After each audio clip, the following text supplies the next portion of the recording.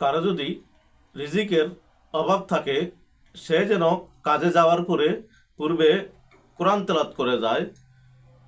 আসুন আমরা নিয়মিত কোরআন তেলাওয়াত করি, দুনিয়া আখিরাতে কামিয়াব হই। আলহামদুলিল্লাহি রাব্বিল আলামিন, আসসালাতু আসসালামু আলাইকা আলা সাইয়্যিদিল মুরসালিন ওয়া আলিহি ওয়া সাহবিহি আজমাইন। সমস্ত প্রশংসা একমাত্র মহান আল্লাহ তাআলার জন্য, এবং লাখো কোটি বরং তার চেয়ে বেশি দুরূদ ও সালাম শ্রেষ্ঠ নবী, প্রিয় নবী, নবীদের নবী, উম্মতের কান্ডারি, সাফায়াতকারী, হাউজে কাউসারে পানি পিলানেওয়ালা রসুলে মাকবুল সাল্লাল্লাহু আলাইহি সাল্লামের উপর। সম্মানিত দিনী ভাই বোনেরা, সম্মানিত ভিউয়ার্স, আশা করি আল্লাহর রহমতে সকলে ভালো আছেন। তাই আসুন শুকরিয়াতান বলি আলহামদুলিল্লাহ। সম্মানিত ভিউয়ার্স, আপনারা দেখছেন মদিনার পথে 97 ইউটিউব চ্যানেল, যে চ্যানেলের মূল উদ্দেশ্য কোরআন এবং হাদিস থেকে ইসলামিক ভিডিও আপলোড করা। তাই যারা নতুন দেখছেন অনুগ্রহ করে সাবস্ক্রাইব করে পাশে থাকা বেল আইকনটি ওপেন করে দিবেন, যেন উপকারী কথা আপনার কাছে পৌঁছে যায়। যারা করেছেন তাদেরকে অসংখ্য ধন্যবাদ ও মুবারকবাদ। সম্মানিত ভিউয়ার্স, আমরা অতীতে পবিত্র কালামুল্লাহ শরীফের 64টি সূরা নিয়ে সংক্ষিপ্ত ফজিলত আমল নিয়ে আলোচনা করেছি। আলহামদুলিল্লাহ, আপনাদের অনেকের সাড়া পেয়েছি। তাই আজকে 65তম সূরা নিয়ে সংক্ষিপ্ত বলার চেষ্টা করব।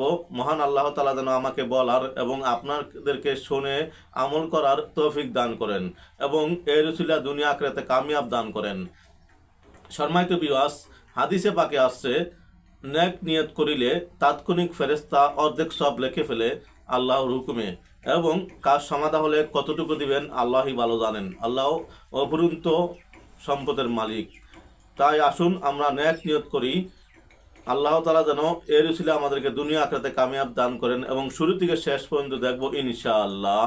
সম্মানিত ভিউয়ার্স, সূরা আত-তালাক পবিত্র কোরআনের 65তম সূরা, যা মদিনায় অবতীর্ণ হয় এবং যার আয়াত সংখ্যা 12টি।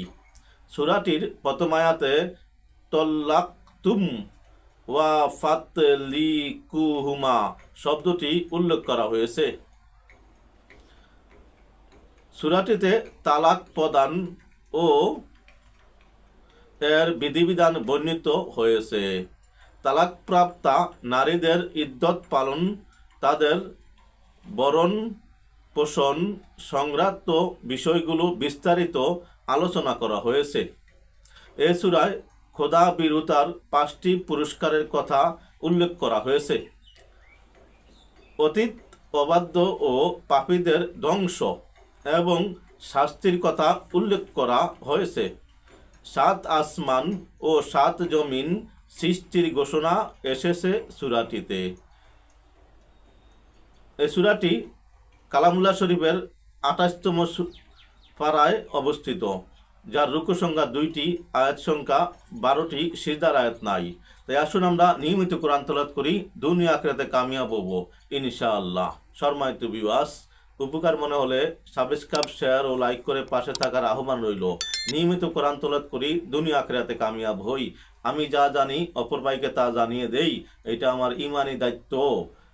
ভালো কাজে নেকি হতে পারে, তাই বেশি বেশি শেয়ার করি। মন্দ কাজ গুনাহ হতে পারে, তা পরিহার করি, অপর ভাইকে উপদেশ দেই। 5 ওয়াক্ত নামাজ পড়ি, দুনিয়া আখিরাতে কামিয়াব হই। আসসালামু আলাইকুম ওয়া রাহমাতুল্লাহি ওয়া বারাকাতুহু।